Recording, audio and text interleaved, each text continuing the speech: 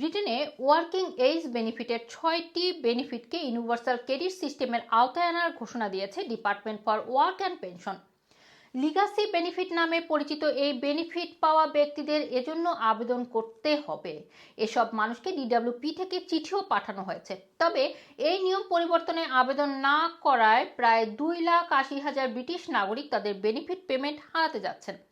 নতুন প্রকাশিত সরকারি তথ্যে বলা হয়েছে, লিগাসি বেনিফিট পাওয়া প্রতি 3 জনের মধ্যে একজন দাবিদার আবেদন না করার কারণে তাদের বেনিফিট এন্টাইটেলমেন্ট বন্ধ হয়ে গেছে। 2022 সালের জুলাই থেকে 2024 সালের ফেব্রুয়ারি পর্যন্ত 8,10,230 জন বেনিফিটধারীকে চিঠি পাঠিয়েছিল ডিডব্লিউপি। এতে তাদেরকে ইউনিভার্সাল ক্রেডিটের আওতায় আনার ব্যাপারে চিঠি দেওয়া এবং আবেদন করার নির্দেশও দেওয়া হয়েছিল। কিন্তু 2,77,750 জন ইউনিভার্সাল ক্রেডিটে সুইচ করার জন্য আবেদন করেনি। তাই তাদের বেনিফিট পেমেন্ট ডিডব্লিউপি বন্ধ করে দিয়েছে।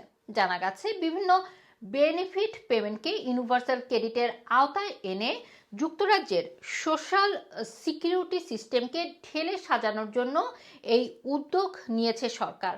কিন্তু এই উদ্যোগে অনেকেই সাড়া দিচ্ছে না বা সাড়া দেয়নি, যে কারণে কিন্তু তাদের বেনিফিট বন্ধ হচ্ছে। বিশেষজ্ঞরা সতর্ক করে জানিয়েছে, এই উদ্যোগের কারণে বয়স্ক এবং দুর্বল মানুষেরা পিছিয়ে পড়ছে এবং আর্থিক সাপোর্ট হারাচ্ছে।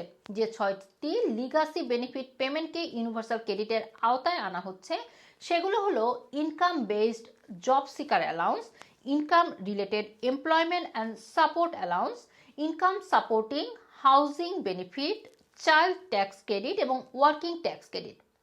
বর্তমান ডিডব্লিউপি নিয়মের অধীনে এই পেমেন্ট পাওয়া সবাইকে 2029 সালের মধ্যে ইউনিভার্সাল ক্রেডিটে মাইগ্রেট করতে হবে। একবার কাউকে মাইগ্রেশন নোটিশ দেওয়া হলে তাদের ইউনিভার্সাল ক্রেডিট দাবি করার সময়সীমার তারিখও বলা হবে।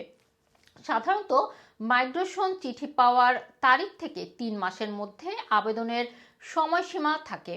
এই ছিল আমার কাছে ইউনিভার্সাল ক্রেডিট নিয়ে একটি গুরুত্বপূর্ণ তথ্য। ব্রিটেনের যে কোনো গুরুত্বপূর্ণ তথ্য জানুন ইউটিউব এবং ফেসবুক পেজে লাইক, ফলো এবং সাবস্ক্রাইব করুন আমাদের চ্যানেল।